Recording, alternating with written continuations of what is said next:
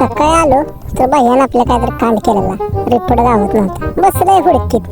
मग काय घेतलं काय कामं आटापली, पण आज आपल्याला साईडवर जायला झालेला उशीरच. आबाळाने गेलं पाक दुपार होऊन गेलेली. आलो शामगावच्या घाटात. वातावरण बघा, हा हा काय ती झाडी, काय ते डोंगर, काय ते ढग. गारठत निघालो. म्हणलं पावसात गावानं. तेवढ्यात तुडू करीत बारीक पाऊस यायला लागला. आईला म्हणलं नशीबच आपलं गांडं, काय करायचं. पावसानं घेतलं रेट आपल्याला. इथं भिजलो म्हणून गेलो, म्हणलं निवारायला जाऊन थांबावं. इथनं शेवट पाऊस उघडल्यावर निघलो आणि पोचलो पशी गावात.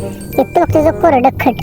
ही गाडी पावसाचा ठेंबच नाही. म्हणलं आपलं नशीब लागलेलं दिसतंय बहुतेक.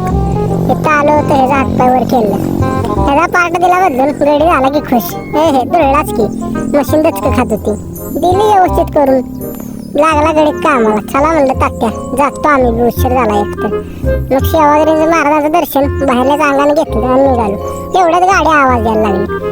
बघते तर काय तिच्या आईला नट निघून पडला वाटतं. नट बसवला आणि डबल गोळी गाडीनं फिरकी घेतली. सुट्टीच नट. गार बी लई लागत होतं. म्हणलं जरा गरम हो. काल गार झालं पण अंगलडलं. मग आजची आणि बिस्किट खाली गेलो घरी.